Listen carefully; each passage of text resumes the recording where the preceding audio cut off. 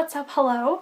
I have today for you a book to series comparison. Some of you may recall I have had this copy of Emma by Jane Austen for a number of years now, and it is beautiful. It's the Penguin Threads edition, which means that on the inside of the cover you can see all the embroidery and like the back ends of it, and it is embossed on the front, and it's just gorgeous and it's great. The whole thing is like that. It's on the back, it's on the spine, it's on both of the interior flaps. I love this book.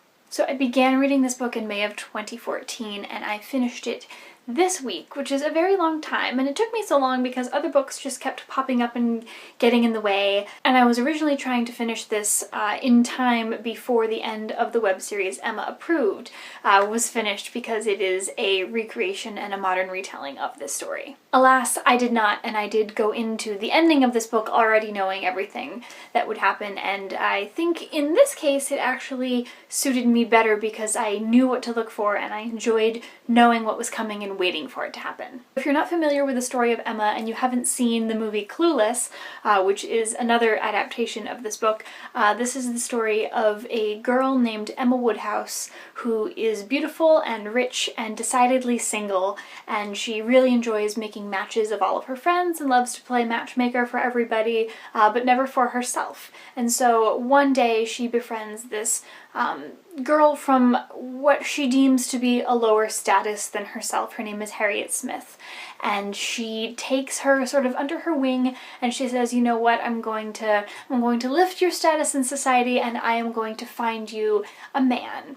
And the person that she finds for her turns out to not really want Harriet at all, and everything sort of falls into catastrophe, and this is Emma's first real blunder as a matchmaker, and it affects her and the way that she continues to view people's relationships throughout the rest of the book. Now, with Jane Austen, I have had some issues in the past. It is always really a test of patience for me to read anything that she writes.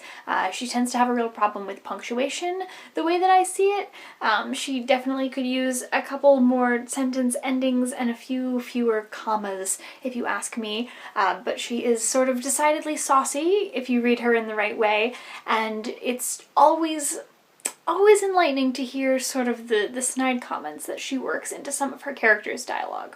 This book, though it did take me a while to read, it did feel very long, and that is because there is a lot of character dialogue right before the description of what is about to happen. So there will be an action or an event or a party, and for about 4 or 5 pages prior to that you'll get the dialogue between two characters discussing that party, and then you'll get the preamble to the party, and then you'll actually get to the party, which is a certain style. Like, that is a choice for sure, but that is what makes Austen so incredibly lengthy to read and to get through, if you ask me. It just takes forever for them to get to the actual events. And this is all very well and good, but you might understand how that can make it challenging to make a small series. The series Emma Approved by Pemberley Digital is probably, at this point, I'm going to go ahead and assume their second most successful series recreation since the Lizzie Bennet Diaries. I watched both of them as they were being made. I really enjoy that series. I think it is quite well acted in most regards. They did take a break in the creation, I know, because they didn't really know where they were going. There were funding challenges, and characters really needed to be rethought of, because you sort of started off the series definitely hating Emma. She was not very likable at all, and they did make her more and more into a human person, somebody that you could relate to and feel bad for as the series went on. And in comparison, you feel very strongly, either positively or negatively, about Emma in that characterization rather than in this book. I didn't really feel very strongly about Emma at all until I got to the end. She just sort of was important because she was the main character and things were coming at me from her perspective in this novel, but I didn't really love her or hate her until about the last 150-200 pages of the book. The other characters in this novel definitely are different than the way they are portrayed in the series. Frank Churchill, who is a very wealthy man who everybody sort of has their eye on as a person to watch, is considerably more mysterious in this book than he is in the series.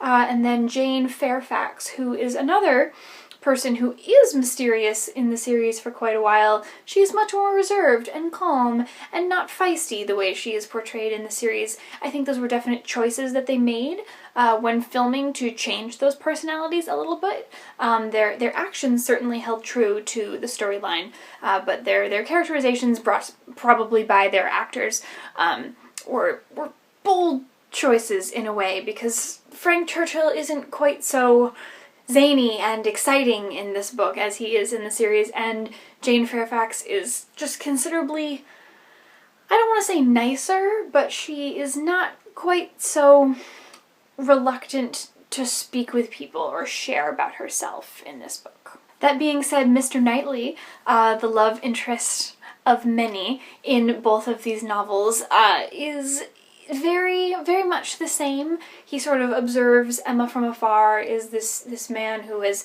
seen her grow up her entire life and has always known her and has watched her blossom into the person that she is.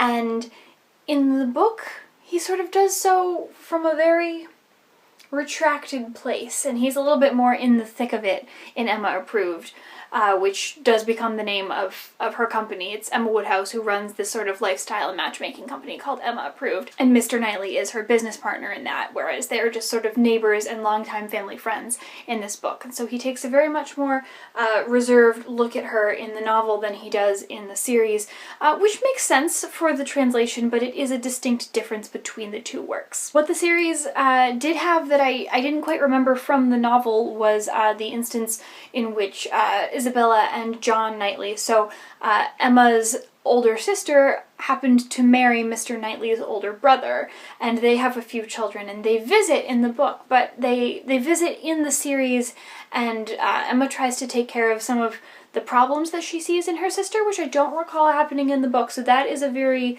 unless I'm misremembering, that is a very distinct difference between the two. Other than that, all of the events are spot on, right down to Harriet's dental emergency, and it is a very, very fair and accurate translation. Of course, adapted for modernity, there will always be points that I think really vivacious fans of this book will not enjoy, but the two are quite similar. I find the series to certainly complement this book. Not perhaps more than Clueless, but more truthfully and faithfully than Clueless, which is definitely a work of art on its own, if you ask me. And if you have not seen it and you grew up in the 90s or the early 2000s as a teenager, it is certainly a film that you will want to see.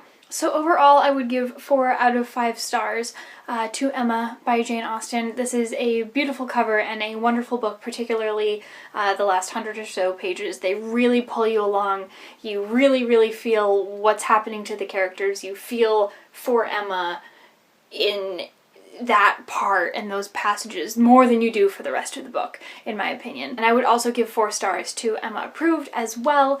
It's delightful. It's definitely a little bit fluffier than this, but the characters have great chemistry. The woman who happens to play Emma, Joanna Sotomura, is fantastic, and it's just another really great creation from Pemberley Digital. And no, I do not know them, and they did not ask me to say that. If you are an Austen fan, let me know down in the comments. If you have read Emma, I know it's widely regarded as her most popular and best work, despite all of the Pride and Prejudice fans that are out there. So let me know what you think. And if you have seen Emma Approved and or seen the Lizzie Bennet Diaries, let me know down in the comments as well. I would love to chat with you about that. I hope you're all having lovely weeks and lovely lives, and we'll see you very soon.